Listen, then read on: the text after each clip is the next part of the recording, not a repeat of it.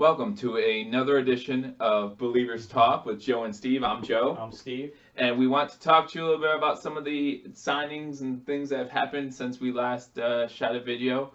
We know that there's more breaking news that we'll get to in the next video. But for now, we just want to kind of go over some things that have happened since the last time we were on here. So, Steve, I don't know if you want to start us off. Yeah, after we got done taping another episode, it came out that linebacker Julian Stanford signed with the Bills, a 2-year, $3 million deal. Yep. Mostly going to be a special teams guy, but with the news coming out later, we'll do another video. Show. Yeah. This actually kind of helps us a little bit, maybe in that area. Sure. Yeah. Also, this morning we re-signed Bill-ievers Cadet. Yep. And running back Taiwan Jones, both to 1 year's deals. Yeah. Those numbers haven't been released, but I can only imagine that there are league minimum deals for those two. Yeah, we talked in a previous episode about Cadet with the injury that he suffered late last year. We're not sure exactly what production he'll be able to give us at the running back position, which is a shame. I really liked him last year. I actually did see, I was going back and forth with somebody on Twitter and found out that it was only a 4-month recovery. So, so that's actually nice, and that's probably why they re-signed him.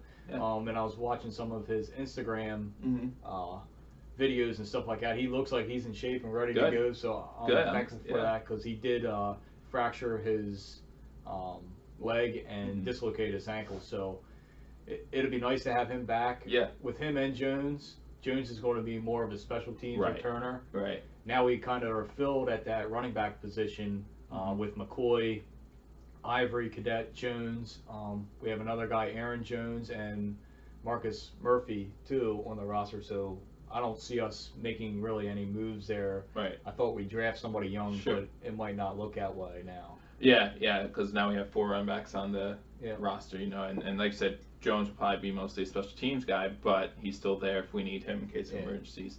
So that's like a good safety blanket. So, it'll be interesting. I mean, the draft, each day that comes across the draft seems to be getting more and more important and interesting, intriguing to see what the Bills will do.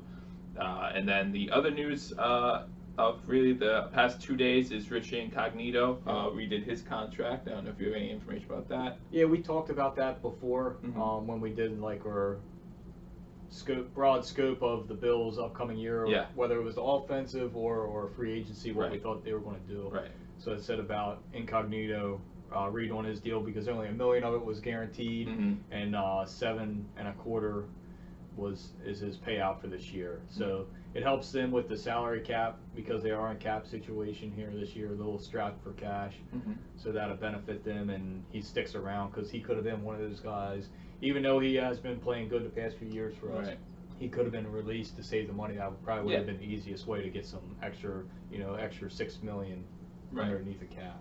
Right. Yeah, and going on to another position, this kind of reminds me of that. Miami just got rid of Pouncey, right? Yep. And there's like a connection there between Pouncey and Incognito, and we need a center, so. Yeah, I'm not a huge fan of Mike Pouncey. I think he's going to have a nice market, and he's going to get a nice payday. But there is that connection there, and also Pouncey has been injured a lot the past few years. So he's never been able to stay healthy, so that would scare me away from him a little bit. Yeah. So we're just going to go over some contract information that we didn't get a chance to go to at the last video. So Steve, you want to hit us with those numbers? Yeah, the A.J. McCarron, we reported 2-year, $10 million deal with $6.5 million in incentive pay.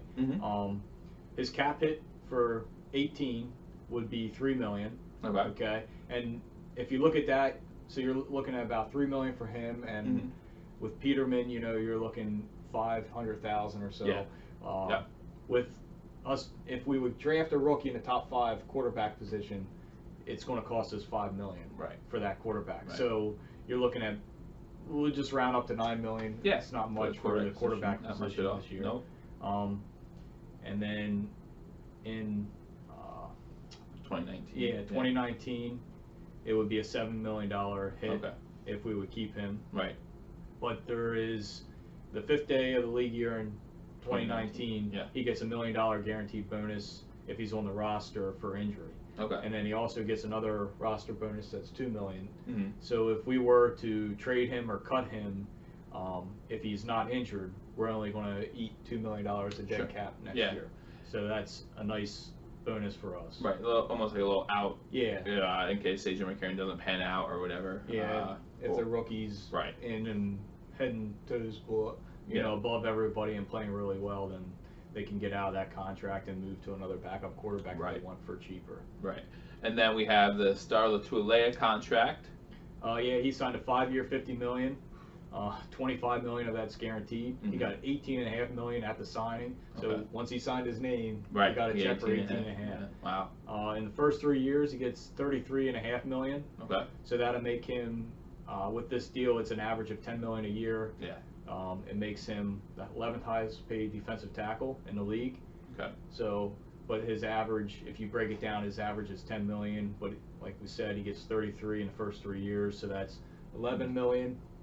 And after the first 3 years, the Bills do have an out in that contract where we can get out with paying him about $6 million in dead cap the next couple of years. But that would be to get out of the contract.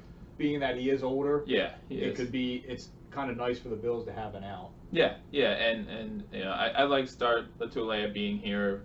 Familiarity with McDermott, of course. So I didn't realize the contract was going to be that high. Yeah. And this morning, if you saw Bean's press conference, he talked about how we're out of spending room. So and this has a lot to do with it. Yeah, between this and Trent Murphy, they're both going to be averaging around $10 million. Murphy was a 3-year, $21 million, can be up to $30 million. So let's say $7 million between him and Latualea. That's $18 million. Yeah. So that ate up our chunk of cap room. I believe we had $34 million before all this happened. So. Especially knowing we have to keep some for our draft picks. Yep, $5-6 mil for a new quarterback if we go that route. Yep. But, and also too, like Bean said today in his press conference, he does want a nest egg there in case of injury or something like that during the season. You do have to kind of worry about that. Absolutely, that absolutely makes sense. You don't want to be scraping the bottom of the barrel if someone gets injured and then just scraping to get somebody. We want to have enough cap space so we can get someone with some capabilities. So. So we'll see what happens. So that's pretty much all the news that we missed out on, or do you have something else? Yeah, that's basically it. Yeah.